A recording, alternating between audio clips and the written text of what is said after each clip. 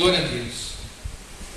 Por esta razão, nós também, desde o dia em que ouvimos, não cessamos de orar por vós e de pedir que sejais cheios do conhecimento da sua vontade, em toda sabedoria e inteligência espiritual, para que possais andar dignamente diante do Senhor, agradando-lhe em tudo, fortificando em toda boa obra e crescendo no conhecimento de Deus, corroborados em toda a fortaleza, segundo a força da sua glória, em toda paciência e longanimidade com gozo.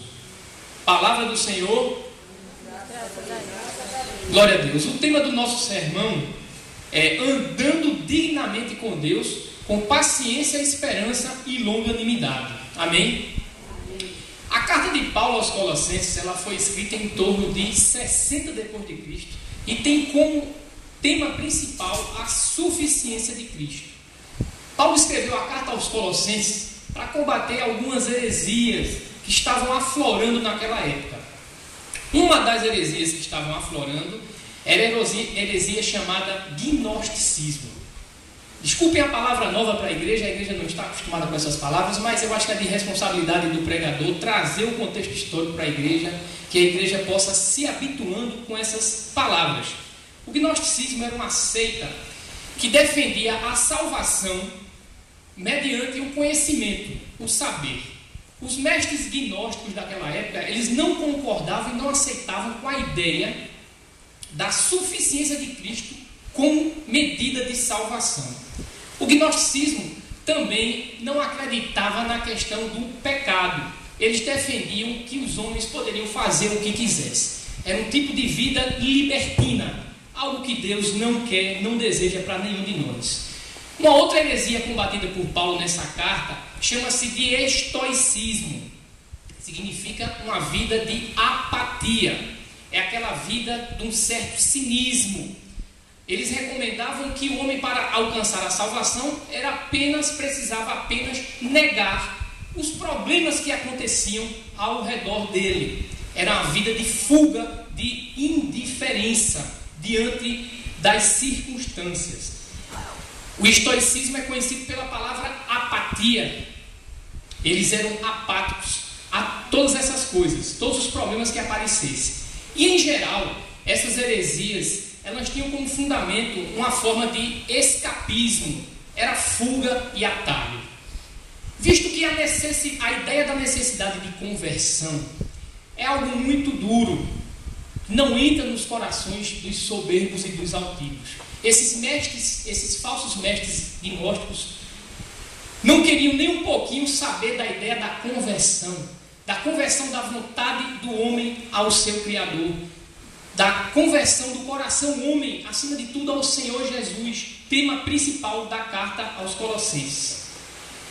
Esses homens criaram essas heresias com o desejo de adquirir uma certa sabedoria. Esses mestres gnósticos, eles eram místicos, estudavam ciências ocultas. Na verdade, o que eles estavam querendo era sabedoria.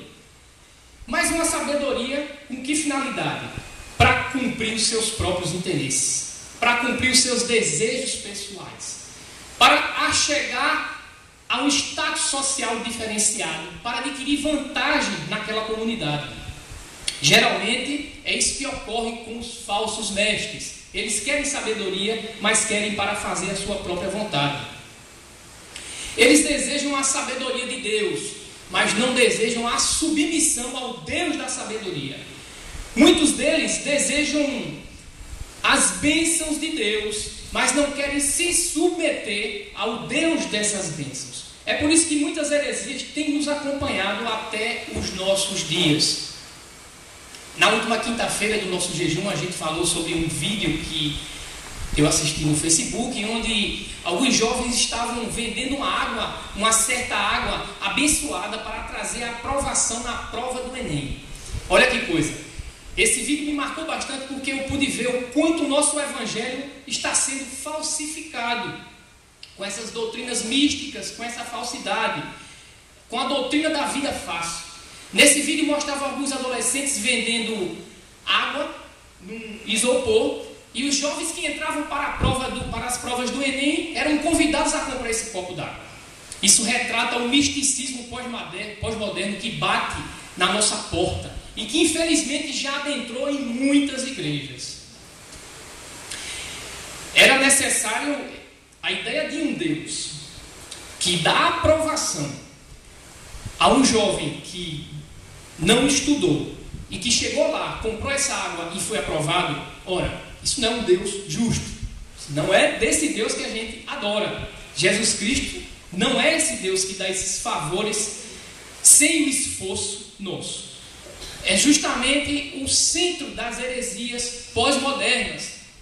É o homem sempre tentando chegar num lugar sem que ele dobre o seu coração e as suas vontades a Deus. Desejar tais tipos de milagre sem a escravização da vontade a Cristo é querer burlar as regras de Deus. É como se a gente quisesse o salário antes do trabalho. É como a gente quisesse a aprovação de um exame sem estudar. Isso não é vontade de Deus. E a carta aos Colossenses, ela encoraja justamente os cristãos a permanecerem diante da vontade de Deus, buscarem paciência, perseverança e longanimidade do Senhor, para que assim eles pudessem enfrentar os problemas e os desafios diários. Essa é a síntese da carta de Paulo aos Colossenses. Tem mais uma terceira heresia que eu faço questão de trazer para vocês, chamada de ascetismo. O ascetismo também muito combatido, essa heresia muito combatida por Paulo. Ela pregava a disciplina e o autocontrole estrito do corpo como caminho para a salvação. Eu gosto de trazer um exemplo, que esse exemplo vai trazer à igreja a noção do que é que significa essa palavrinha ascetismo. Eu tinha um amigo que ele tinha um escritório em Piedade, e esse escritório era extremamente quente. E às vezes que eu ia lá, à noite, às 6 horas da noite, o termômetro marcava 38 graus, dentro desse escritório. E eu dizia para esse amigo: rapaz, vamos compra um ar-condicionado. E esse amigo dizia para mim: o sofrimento purifica a alma. Esse é o tipo de heresia ascética que Paulo vem defender e vem combater no capítulo 3 de Colossenses. São os rigores ascéticos. Porque no homem natural, no homem carnal, não cabe a ideia dele ser salvo meramente pela fé. O homem ele quer impingir sobre si uma autojustificação pelo autossofrimento. Algo que algumas religiões orientais já fazem com aquelas questões de automutilação, coisa que é abominação diante de Deus, porque nós sabemos, glória a Deus, que o único sacrifício que valida a conexão do homem e Deus é o sacrifício de Cristo na cruz do Calvário. O profeta Isaías já falara isso há 700, 800 anos, no capítulo 53. Ele nos diz que pelas nossas pisaduras, pelas pisaduras dele, nós fomos sarados.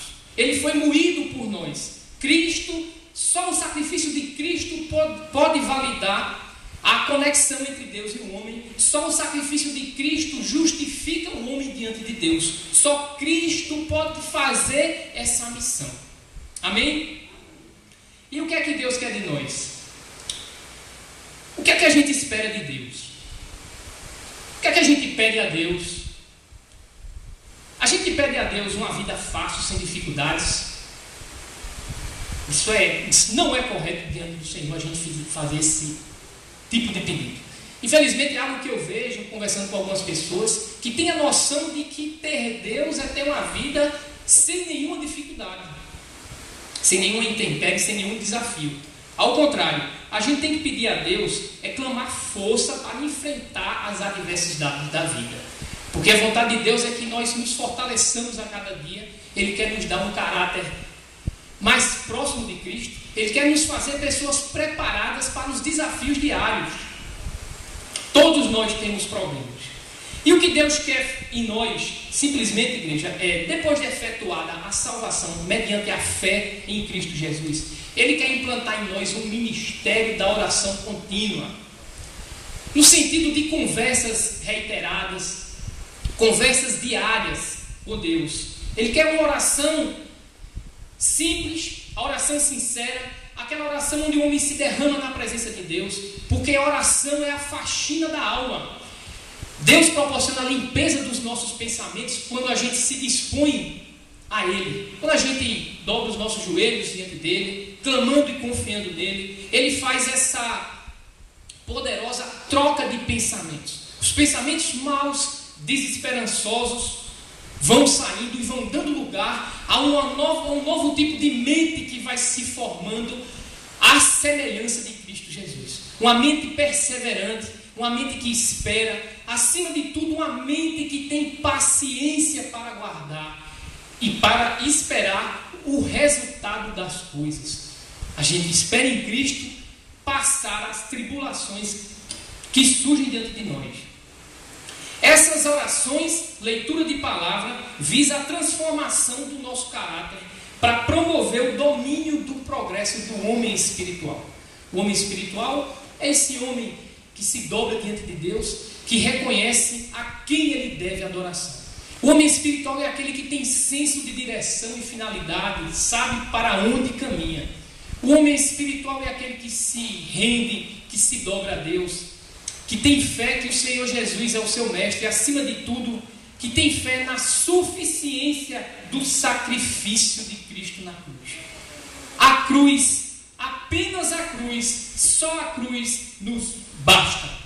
Só isso que Deus quer de nós. Fé na grandiosa obra insubstituível de Jesus no Calvário. Amém? A doutrina da suficiência de Cristo tanto serve para combater as heresias que aparecem, como transforma o nosso caráter para o enfrentamento diário de todos os nossos problemas, capacitando-nos a produzir boas obras no crescimento de uma mente sadia. O que o Paulo pregava era o Cristo como verdadeiro Deus invisível, em quem habita a plenitude da divindade. Paulo prega o verdadeiro Cristo, o verdadeiro homem e o verdadeiro Deus. 100% homem, 100% Deus, o único capaz de fazer o sacrifício de expiação que justifica nós e o nosso Criador. Quando a gente olha para a criação, a gente tem exemplos maravilhosos de Deus para nós. Cada um de nós que estamos aqui sentados hoje, um dia fomos uma ideia apenas, fomos um sonho, uma intenção e uma pretensão no coração de Deus. Mas não ficou por aí. Deus resolveu dar um nome a esses sonhos, e é por isso que estamos aqui hoje. É um Deus que traz as coisas do imaginário para o real. É um Deus que transforma as coisas do abstrato para o comum. É um Deus que traz à existência aquilo que ainda não existe. Copiemos e imitemos esse Deus. Em que sentido? No sentido de transformar a nossa fé em ações de transformação ao mundo ao nosso redor. Amém? O que Deus quer de nós é simples, igreja, é o verdadeiro conhecimento prático. A conduta correta é tanto a finalidade como a marca do verdadeiro conhecimento da palavra. Porque o verdadeiro conhecimento de Deus é muito mais do que memorizarmos versículos, decorarmos as histórias bíblicas. É muito mais do que curiosidade bíblica. Glória a Deus pela nossa memória, glória a Deus porque a gente consegue lembrar-se de alguns versículos, mesmo estando sem Bíblia. Glória a Deus. Mas o verdadeiro conhecimento, ele gera praticidade em nossas vidas. O que Deus quer de nós, igreja, é a leitura da palavra que gere transformação mental, para que também gere dentro de nós renovação ética. É isso que Deus tem para nós. No Evangelho não existem significados mágicos e místicos. As coisas são trabalhadas dia a dia pelo nosso Deus. É isso que Deus quer para cada um de nós. Paulo orava por uma mente instruída na verdade, que aplica os princípios bíblicos aos problemas diários. Isso é o que pode se chamar de uma conduta honrosa ao Senhor. Veja que o apóstolo diz, ele quer uma mente instruída que aplica os princípios aos problemas e desafios diários. Vejamos o exemplo de Davi e Golias, um grande gigante que surgiu diante de Davi. E o que foi que ele fez? Ele não fugiu do problema. Ele não ignorou o problema. Ele combateu o problema como o problema era de fato. Com a força e com a ajuda do Senhor. Revestido de poder, revestido das armaduras de Deus, com a simplicidade dos instrumentos e das ferramentas que Deus põe em nossas mãos, independente do que elas representem para nós. Não importa se as ferramentas e tudo que Deus põe em nossas mãos, não importa se não pareça algo grandioso, mas é o bastante que Deus nos dá para combatermos os grandes gigantes que surgem em nossas vidas. E vem a pergunta, um desafio para cada um de nós. Como é que a gente tem reagido aos grandes gigantes de nossas vidas?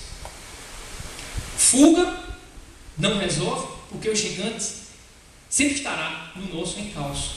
Mau humor também não. Reclamações e murmúrias só aumentam a insatisfação diante de Deus. Nós devemos encarar os gigantes de nossas vidas de forma sóbria e realista, com paciência e perseverança, sem superestimar os problemas, porque quando dizemos que os problemas são maiores do que eles são, nós estamos dizendo que temos um Deus muito pequeno.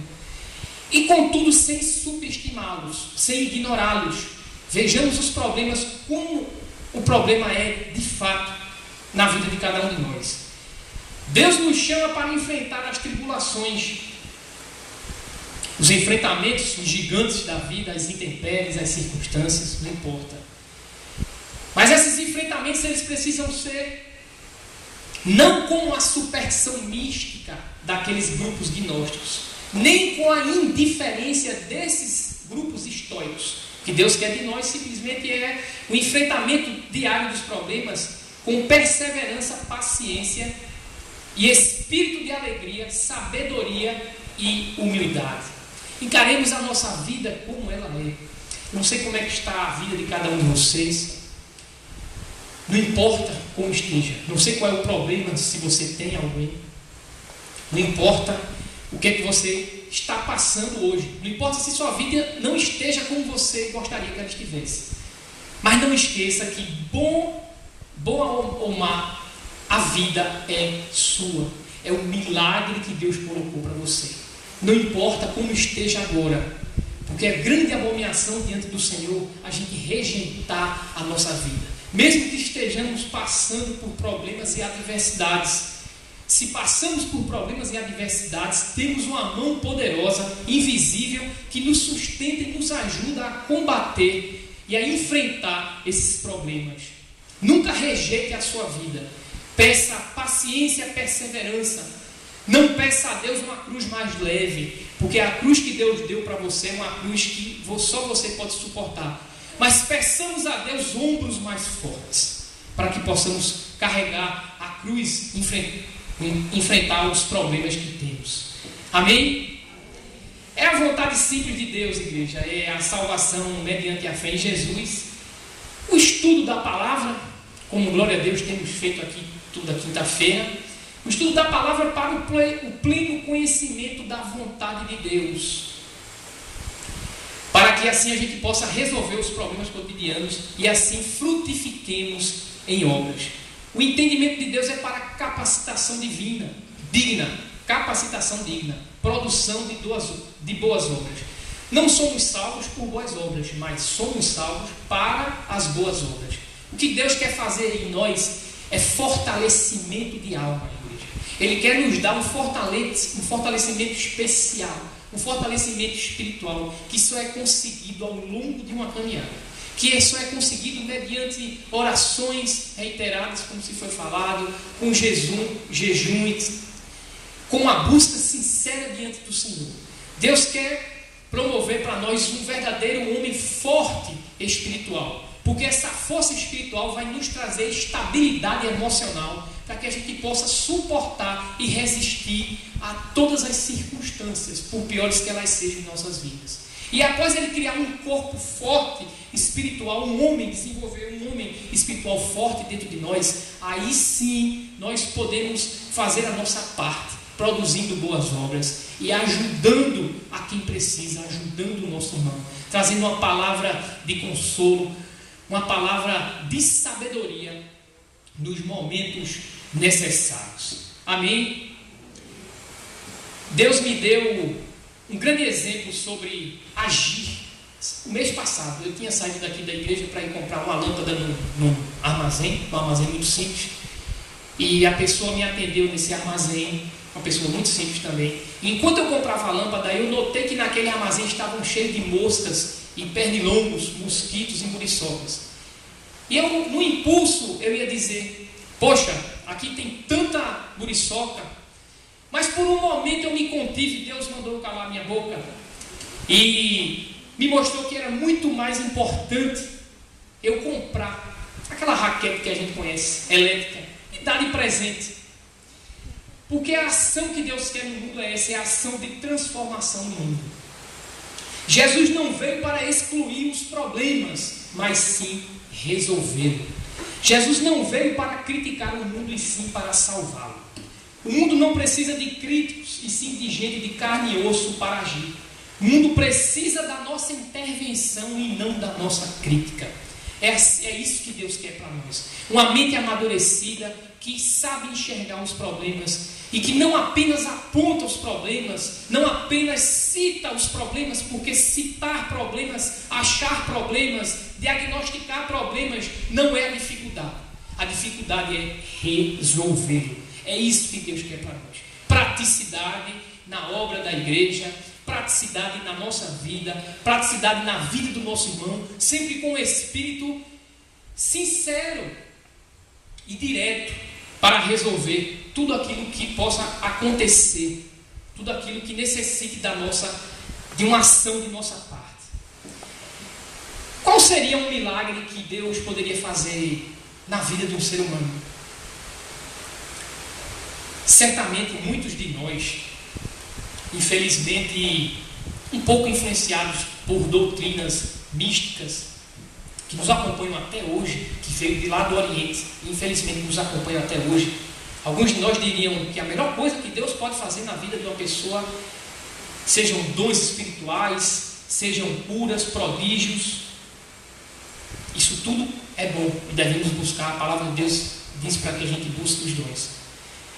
Mas, igreja, eu queria dizer que o maior milagre que Deus pode fazer em nós é nos ensinar a sofrer com paciência, perseverança e esperança, e louvar a Ele em meio às provações.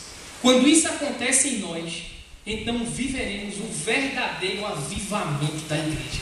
Esse avivamento tão falado, um avivamento que muitas pessoas pensam que pode vir como um poder mágico do céu caindo e as pessoas são transformadas. Avivamento não é isso, meus amigos, minhas amigas. O verdadeiro avivamento de Deus ocorre quando estamos plenos do Espírito de Deus. Uma busca direta, uma busca racional, uma busca em orações sinceras, uma busca em leitura de palavra, uma vida de orações, de busca contínua a Deus, em espírito de sinceridade e simplicidade. Não pense que a sua igreja vai crescer quando chegar um pastor que saiba das coisas. Não é assim que ocorre. Quando chegar o cara, quando chegar uma pessoa que saiba falar. Não. A sua igreja vai crescer quando cada um de nós estiver cheios e plenos do Espírito de Deus. A igreja vai crescer quando nós nos enchermos das vontades de Deus. Quando em nossos corações houver a sincera vontade de conhecimento a esse Deus Todo-Poderoso. Quando o nosso coração clamar de forma sincera, sem barganhas. Quando nossa curiosidade aumentar e a gente querer descobrir, querer conhecer cada dia mais e mais quem é Jesus. Quando isso acontece nos nossos corações, nós somos cheios e plenos do Espírito de Deus. Nosso olhar muda sobre as coisas. E aí nós conseguimos transformar de fato a realidade ao nosso redor. Antes de a gente orar, eu falaria o grande exemplo de Atos, capítulo 16, versos 25 e 26, que diz que por volta da meia-noite, Paulo e Silas estavam orando e cantando hinos a Deus. os outros presos os ouviam. De repente houve um terremoto tão violento que os alicerces da prisão foram abalados. Imediatamente todas as portas se abriram e as correntes de todos soltaram. Amém? As amarras invisíveis e espirituais de nossas vidas serão rompidas, os cadeados serão abertos, as prisões balançarão, o chão tremerá na nossa alma, quando nós estivermos cantando e adorando a Deus em sinceridade. Quando a causa das nossas vidas for realmente adorar, buscar e descobrir, tentar satisfazer a vontade do Senhor Jesus, conhecê-lo mais e mais em nossas vidas, isso sim ocorrerá. As amarras serão quebradas, os cadeados e as correntes serão partidos quando nós estivermos com o coração ligados a Deus em amor e sinceridade. Amém? Que a oração, que a verdadeira busca sejam as verdadeiras causas da nossa vida. Quando isso ocorre, milagres, avivamentos e as amarras das nossas almas serão desatadas. Glória a Deus. Amém. Eu queria cantar um louvor que fala sobre avivamento, louvor muito bonito, e a gente vai cantar esse louvor e esse louvor vai ser a nossa oração diante de Deus, para que Ele venha renovar os nossos corações, para que Ele venha aquecer os nossos corações, para que Ele venha nos encher da sua verdade e da sua vontade.